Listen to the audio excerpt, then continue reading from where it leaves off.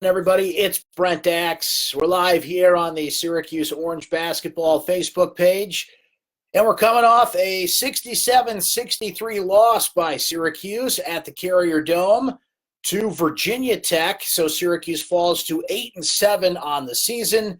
They're 1-3 in ACC play. That is the worst 15-game start, by the way, for Syracuse since the 1968-69 season.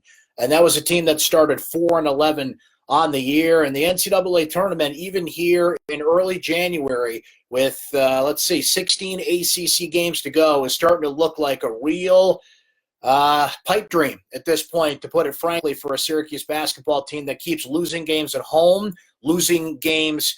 They have now faced 8 teams in the top 100 of the Ken Pomeroy ratings. They're 1-7 in those games. And the way they lost this game in particular, pretty brutal. We're here tonight thanks to Krause Health. You guys get in the comments, do your thing, and chat along. I'll respond to you guys as we go along here. But, boy, this is a game that – so now you've got a situation where Syracuse lost to Notre Dame on Saturday. Totally different game than this one.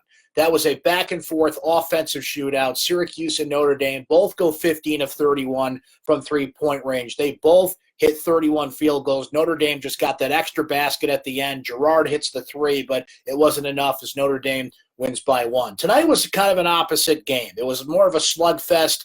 Neither team shot the ball really well. Virginia Tech was brutal shooting the ball through most of this game, and you just kind of had this nagging feeling. I was saying it in our live chat on syracuse.com. I was saying it on Twitter. A lot of you were saying it, I'm sure, as you were watching this game, saying, boy, shouldn't this lead be bigger right now, even with Virginia Tech shooting? And look, we'll glance at the numbers here. So you go back to the first half, okay?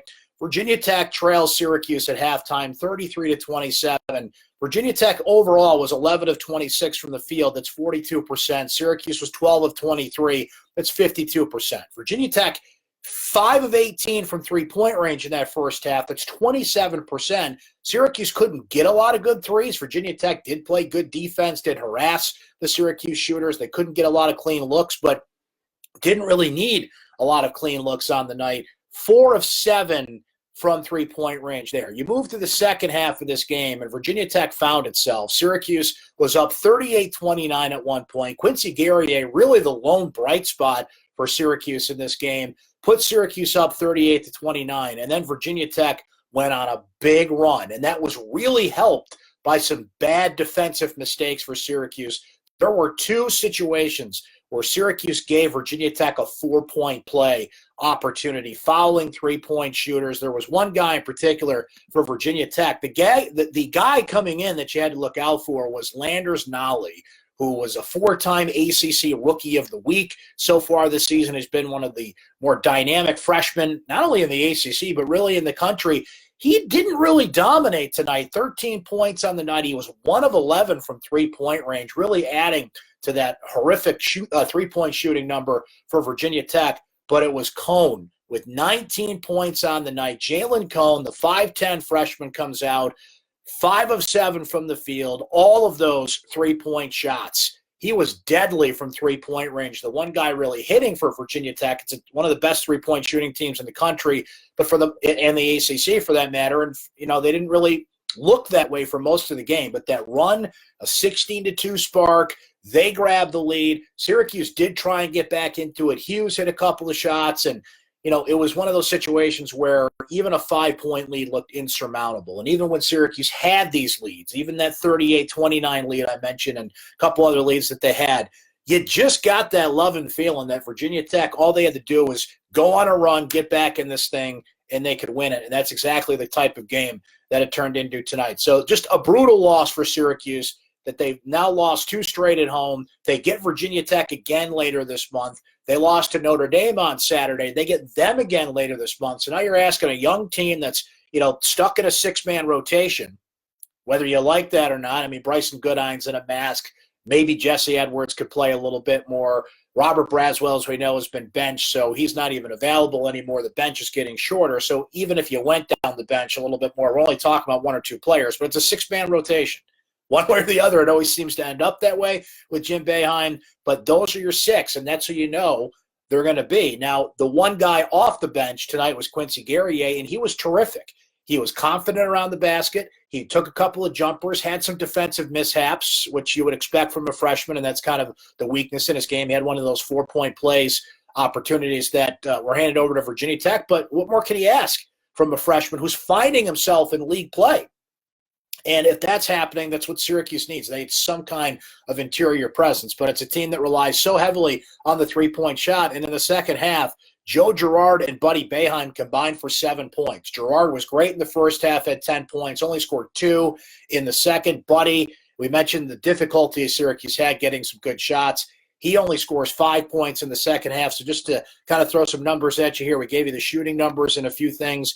On the night, Cone led the way for Virginia Tech with 19. Nolly had 13. For Syracuse, you had 5 guys in double figures the other night, a well-balanced offensive effort.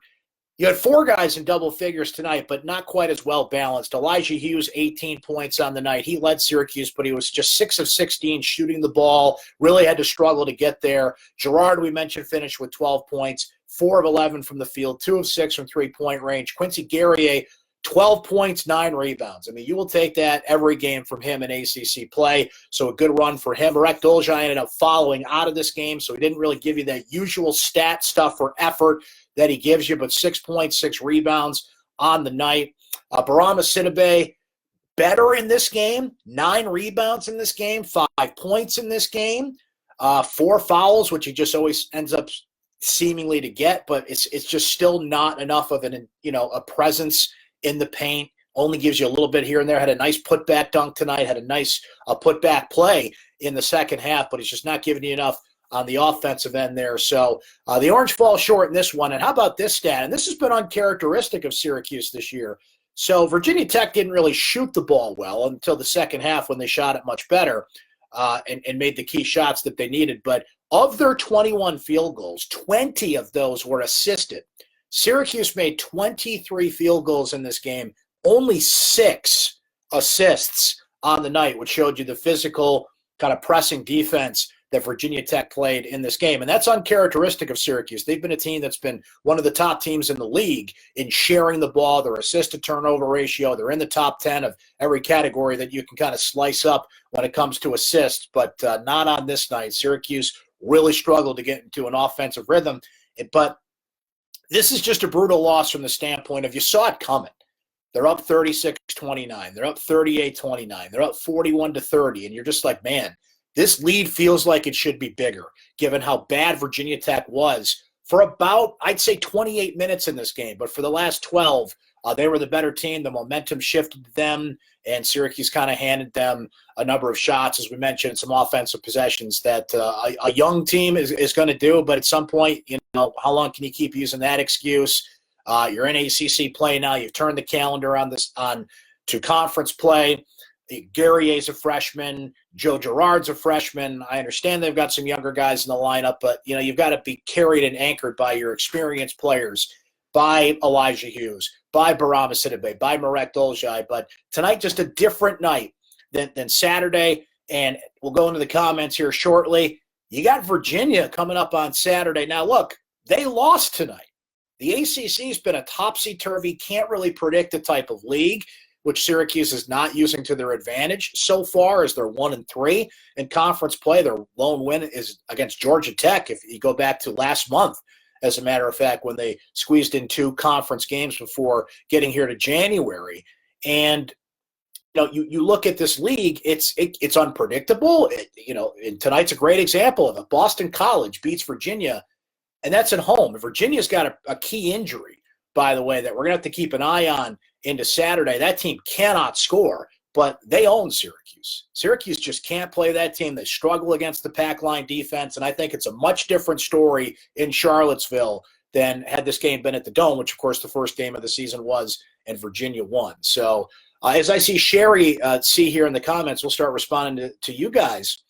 We're in trouble. What can be done? Doesn't look like Syracuse is going anywhere this year, just my opinion. Syracuse hasn't been the same since Mike Hopkins left for Washington. How many times have I heard that we're a young team. Everybody starts young. Aren't they supposed to grow as the season goes on? They absolutely are. That's actually something, Sherry, that Jim Boeheim just said in his press conference, that they're not getting better at the rate that they have to. He mentioned that he's got to be better. Everybody's got to be better. They've made some steps, Quincy Guerrier being the prime example of that, but certainly not enough. Jeremy saying that Dolezaj was awful tonight. There were two sequences where he lost the ball. They scored a layup, then shortly after he fouled a player, hit while shooting a three, and made it 6 points in a matter of seconds. Yeah, Dolezaj has these nights where he gets confused, he gets behind, he's trailing on defense, and fouled out with about 5.5 minutes to go in this game. And that's a guy they need. I saw a couple of you guys say that. You just need that player in the middle that's going to get the rebounds, that's going to start the outlets. I mean, if you ask this team, you ask the players on this team to a man, they say that Dolezaj is the best passer on the team, and I agree with that. He is. And I was mentioning those veteran players you need on the court down the stretch. They needed him. And that was a foul, by the way. The Carrier Dome crowd really booing, really getting on the officiating crew. That was a textbook block on Dolezaj. It was a foul on him. There were a couple other calls in this game that were pretty questionable, to say the least, but that one was not. Jermaine saying that Virginia's going to kill Syracuse. Martin checking in from Florida. How are you, sir? Darren Decker, Rick Pitino 2021. No. Rick Pitino, no. If you want to talk about coaching changes and all that stuff, you guys are free to do that, but no. There's plenty of other coaches Syracuse could look after. I do not want to play the Rick Pitino game. No way. Marcus saying got to be better on the inside. Two people come to mind that have that inside responsibility. And we mentioned it, and I got to give him credit. Quincy Guerrier was a lot better tonight. He's been better the last few games. He admitted it after the Notre Dame game Saturday that he's really – and you want to talk about somebody – if you get to the Dome early, I think this is even before the public is allowed in the Dome.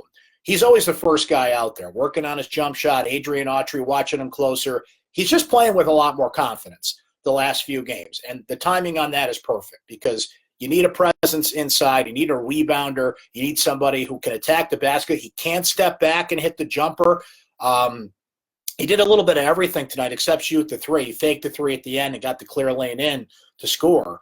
But you don't want your young player, your sixth man, the one player that can really give you an intimidating presence on the paint to be the lone bright spot in the game.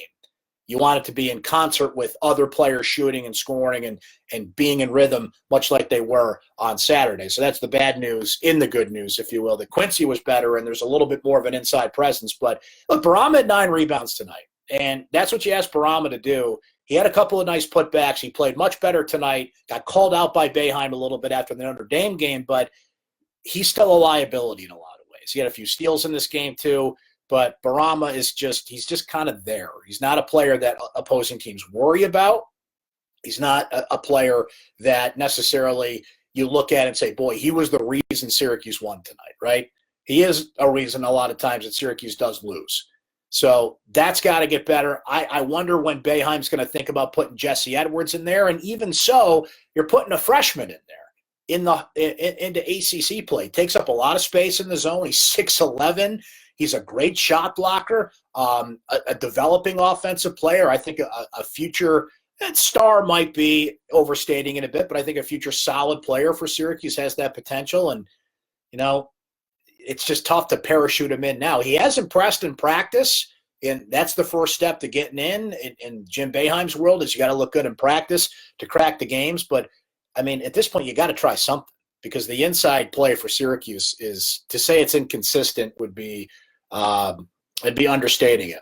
Rob saying Happy New Year. Same to you, my friend. Oops, sorry, Rob. I lost your comment there. Let me scroll back up to it here. Sorry, Rob. I was starting to read it, but now I lost it on my screen. You guys are commenting so much here, I can barely keep up with you. That's a good thing. Where'd you go? There you are, Robbie. Happy New Year, Axe. Was Syracuse the consistently out of position on defense, or did Virginia Tech do a good job of moving the ball around and drawing players out of position? Either way, not a good representation of the vaunted 2-3 zone. It was more Virginia Tech moving the ball, I think. I mentioned the stat a few minutes ago. 20 assists on 21 field goals. Syracuse constantly trailing shooters. That's why you had 2 4-point plays. There was one shot by Cone at the end. Boy, Buddy Boeheim was just way behind defensively. And it's what you said there, this vaunted 2-3 zone. It's nowhere near what it is, partially for a lot of reasons. But, you look at the top, and you've got Joe Girard, who's 6'1", who just can't cover as much ground. Mentioned Buddy there for a second, trailing on defense, not getting to the shooters he needs to get to. The lack of a true presence in the middle. Barama has plays here and there. Marek has plays here and there. Quincy's a young guy still learning the defense. Elijah is somebody who can block shots and has his moments defensively, but this is just not a team. I think they were ranked 101st in defensive efficiency coming into this game. This zone is nowhere near where it needs to be at this point of the season, and it's going to be tough for them to improve given the tough spot that they're in. So that's been their anchor for so long, and they just don't have that. Teams are not intimidated by it anymore. They figured out how to do it, and ball movement was big for Virginia Tech tonight. And Virginia Tech stuck with it because they were not shooting well. And we brought up the numbers earlier, how brutal they were shooting from three-point range. They were 5 of 28, I believe, at one point in this game shooting from three, but they stuck with it. Shoot or shoot, as the expression goes. And when they lit that fire in the second half, went on that run, you could just see and feel the momentum shift in the Dome. The crowd was very quiet tonight, just 16,000 plus in the Dome for this one. These 9 o'clock games are a tough ask on a Tuesday night to get people out there. But it's what we said when Boeheim made the sickening comments a few weeks ago. He shouldn't have said that. But the point was, if you're in the building, you got to get into this thing. And the crowd was sparse in that way. They certainly reacted when there were some foul calls that they thought should have gone their way. And I'm not saying that would have made a difference in the game, but Saturday's crowd was terrific. And they watched a terrific basketball game. That helps. But, as I've said a number of times, sometimes the crowd's got to be more of a self-starter. You got to sense when you can get into the game, make a difference in the game, and try and lift the team a little bit. And the crowd was okay tonight. But, man, these 9 o'clock games. I love staying up with you guys. It's almost midnight as we speak here live, and I appreciate everybody that's here. Here in the live chat. That's what's great about doing this Facebook chat. We got people from all over the country, all over the place checking in. It might only be 8:52 p.m. wherever you're watching this right now. So that's why we love doing it for you here. But in town, circumstances of it going to the game, kind of a tough ask for a 9 o'clock game. Yeah, Antonio mentions it here in the chat. So Odell Beckham Jr. was in the house. Did you guys see that? I did not get a chance to pitch him on going to the Bills. They could certainly use a big-time number one wide receiver. Don't get me going on that Bills game over the weekend, by the way. Let's just not go there.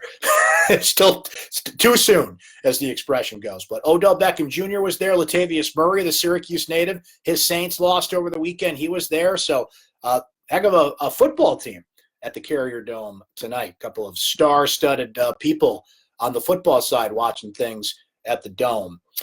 Josh saying Virginia's a really good team. Yeah, Virginia's always a good team. Now, they lost a bunch of guys for the national championship team. We saw what happened in that first game of the season when Virginia beat Syracuse. I mentioned Braxton Key is hurt. It looks like he aggravated a prior injury. We'll see what his status is for Saturday. But Syracuse, this young team, look at what Virginia Tech did tonight. They just kind of played a man pressure, get on the shooters, prevent open looks type of game. And Syracuse struggled with it. That's Virginia on steroids, okay? Virginia is that on steroids on Saturday. That's going to be 40 minutes, to go back to the old expression, steal another coach's terminology, 40 minutes of hell. I mean, that's Virginia just not going to allow you to shoot, get open. They're going to be all over Girard. They're going to be all over Boeheim. If they get some inside play from Guerrier, if Marek can get around that, if Barama can find a way around it, great. But Virginia is just a bad matchup for Syracuse. They always have been.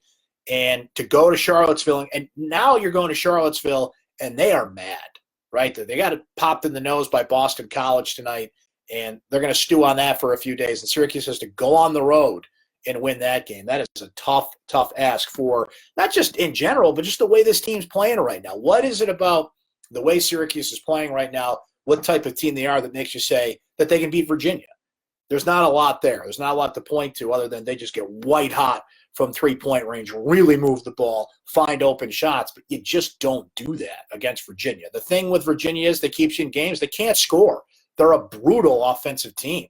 They're an awful offensive team. They can't move the ball. They linger on possessions. If you can up the tempo of the game, what you always want to do against Virginia is try and up the tempo of the game because they get uncomfortable trying to move the ball and try and get quick shots off. But that's what Virginia does better than anybody in the country, frankly. They control and dictate the tempo of the basketball game. And like we said, they're going to be a little ticked off after losing to Boston College 2 nights.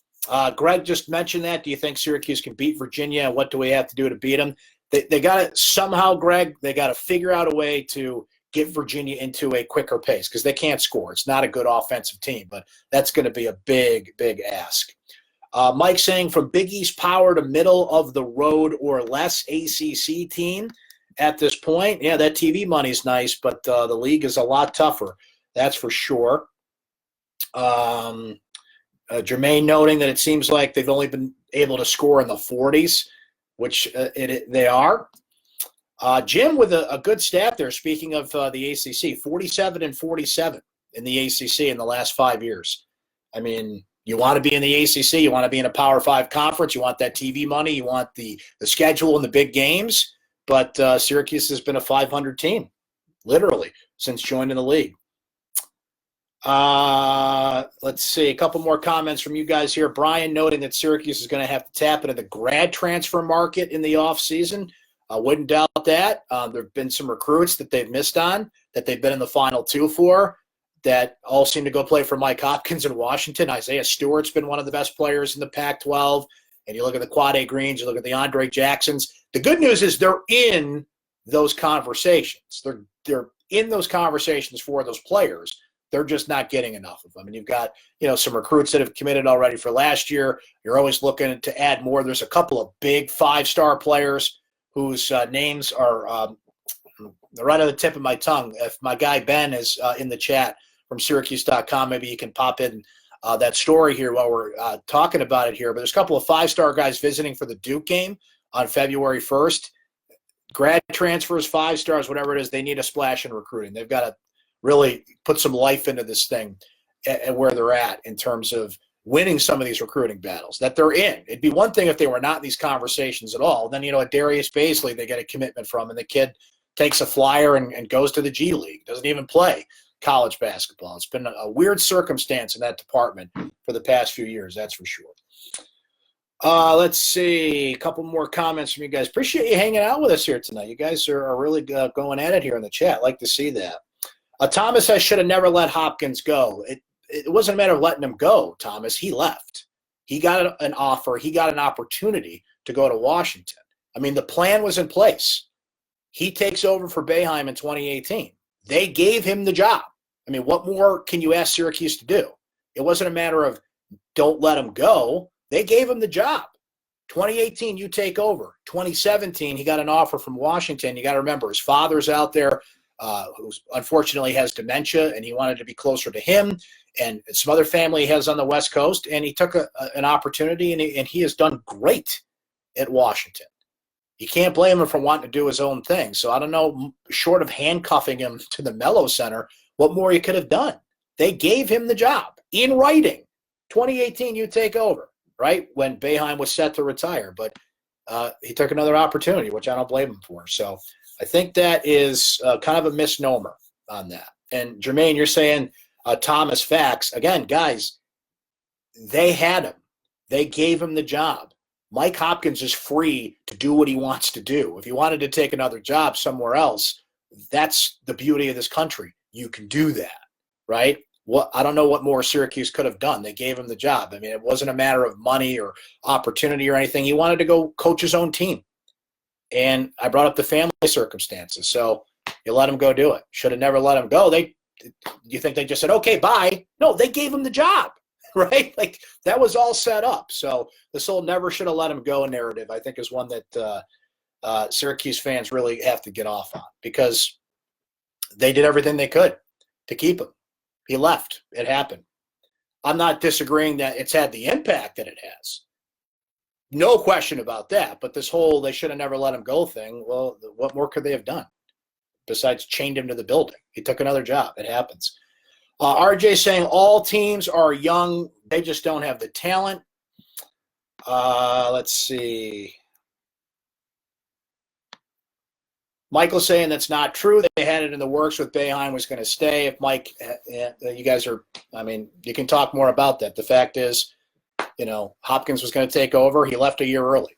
It was 2018 he was going to take over. He left in 2017. And again, even if that wasn't the case, Mike took another job. He took an opportunity at Washington that he wanted to pursue. You know what? Good for him. It happened. And he's doing great out there. I think that's what's really sticking in the craw of Syracuse fans, because he's gone out there. He's taken a couple of players that Syracuse was after, and he's doing great. I also remember when Hopkins took over for Boeheim's 9-game suspension and didn't do so hot, and a lot of people were saying that he's not the guy. So be careful what you wish for. You just might get it, I guess, is the lesson there. But enough about Washington, enough about the past and things that have happened. The future for Syracuse basketball in this season is not looking stellar, because these are the take care of business games that you have to win, and they've lost a couple of here. They get Notre Dame again. They get Virginia Tech against you. At least got to get the split with those teams, and you got to do both of those on the road. Virginia's next. Not an easy task for the Orange. They get Pittsburgh later this month. All the quad one kind of win-up opportunities come in February.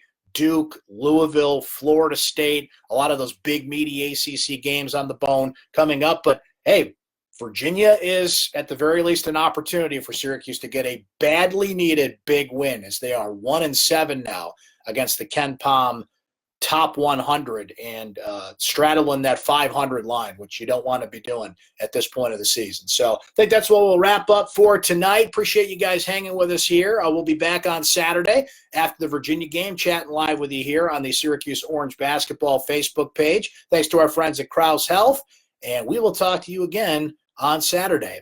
Have a great rest of your night, everybody.